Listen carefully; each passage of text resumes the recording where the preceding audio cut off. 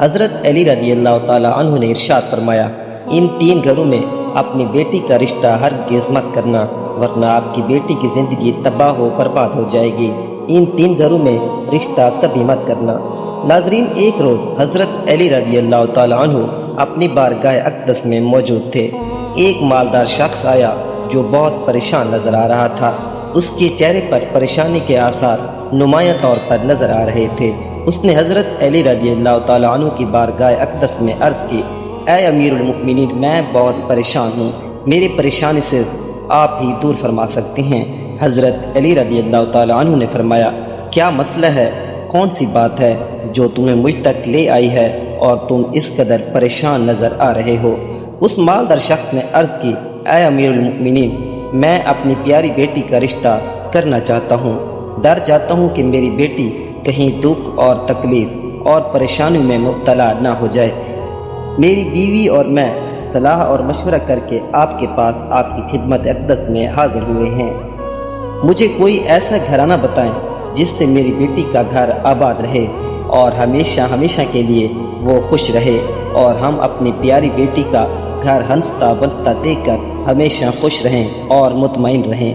اس مالدار کی ہر بات میں وزن تھا، اس لیے حضرت علی رضی اللہ تعالیٰ عنہ نے ارشاد فرمایا، اپنی بیٹی کا رشتہ کرتے وقت صرف 3 چیزوں کا خیال رکھنا۔ آپ کی بیٹی کا گھر ہمیشہ آباد رہے گا، اس کو کوئی دکھ اور تکلیف نہیں ہوگی، اس کو اپنا گھر جنت محسوس ہوگا۔ آپ رضی اللہ تعالیٰ عنہ نے فرمایا، باپ کے گھر میں بیٹی تو ملکہ ہوتی ہے، اور باپ اس لیے تو فکر مند ہوتا ہے جب بیٹیاں باپ کے گھر میں جوان ہوتی ہیں تو باپ کو اپنے گھر کی 4 دیواریں چھوٹی لگنے لگ جاتی ہیں، تاکہ اس کی بیٹی کو کبھی بھی گرم ہوا بھی چھو کر نہ گزرے۔ اس لیے اے مالدار شخص، نہ ہی تمہاری بیٹی کو تمہاری دولت خوش کر سکتی ہے اور نہ ہی اونچے مکان والے گھر خوش کر سکتے ہیں۔ اس لیے جب بھی اپنی پیاری لاڈلی بیٹی کا رشتہ کرنے لگو تو صرف 3 چیزوں کا خیال کر لینا۔ آپ کی بیٹی کا گھر آباد ہو جائے گا، وہ بہت خوش رہے گی اور اس کو کوئی دکھ تکلیف نہیں پہنچے گی۔ مالدار شخص نے عرض کی، یا امیر المؤمنین رضی اللہ تعالیٰ عنہ، وہ کون سی 3 ایسی چیزیں ہیں یا کون سے ایسے 3 عمل ہیں جن پر عمل کر کے ہم اپنی بیٹی کا رشتہ کریں؟ تو حضرت علی رضی اللہ تعالیٰ عنہ نے فرمایا، اے مالدار شخص، یاد کر لینا، اپنی بیٹی کا رشتہ اس جگہ اس گھر میں نہ کرنا، اپنی بیٹی کا رشتہ مت کرنا جہاں جس گھر میں گھر کے فیصلے عورت کرتی ہو، مرد اس عورت کے فیصلے پر عمل کرتے ہوں۔ اپنی بیٹی کا رشتہ کبھی بھی ایسے گھر میں نہ کرنا، ورنہ آپ کی بیٹی کا گھر بسنے سے پہلے ہی اجڑ جائے گا اور برباد ہو جائے گا، آپ کی بیٹی کی دنیا برباد ہو جائے گی۔ ناظرین، ہم نے یہ دیکھا بھی ہے، جب بیٹیوں کے رشتے ٹوٹتے ہیں تو جتنی بھی حسین لڑکی کیوں نہ ہو، وہ اس دنیا میں بے نام ہو جاتی ہے۔ اس کو نہ گھر والوں سے پیار ملتا ہے، نہ میکے والوں سے پیار ملتا ہے، وہ میکے والوں پر اور اپنے شوہر پر خود کو بوجھ سمجھنے لگ جاتی ہے، اور ایسا ہم نے دیکھا ہے، بھائیوں نے بھی بہن کو بوجھ قرار دیا ہے۔ ایسے کئی گھر ہم نے اپنی آنکھوں سے دیکھی ہیں، اس لیے اس کو ہر چھوٹے اور بڑے طعنے دیتے ہیں۔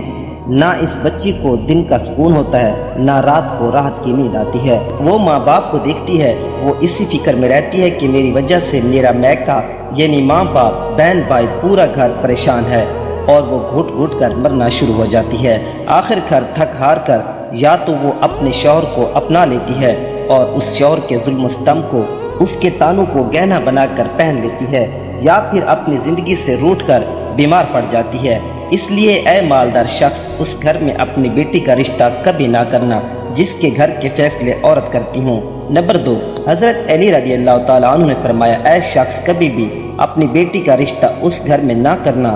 جہاں عورتوں کی عزت نہ ہوتی ہو، جہاں صرف مرد ہی حکمرانی کرتا ہو، وہاں اپنی بیٹی کا رشتہ ہرگز نہ کرنا، ورنہ تمہاری بیٹی کا گھر بسنے سے پہلے ہی اجڑ جائے گا۔ ناظرین، ہم نے اپنے ارد گرد یا کہیں نہ کہیں ضرور دیکھا ہوگا اور سنا ہوگا، ایسے گھر بھی ہیں جو عورت کو اپنی جوتی کی نوک پر رکھتے ہیں، حالانکہ اللہ تعالیٰ کے پیارے نبی حضرت محمد صلی اللہ علیہ وآلہ وسلم نے فرمایا کہ جیسا تم کھاؤ اپنی بیوی کو ویسا ہی کھلاؤ، جیسا تم پہنو ویسا ہی اپنی بیوی کو پہناؤ۔ لیکن ایسے گھر بھی ہیں جو صرف خود کو اول سمجھتے ہیں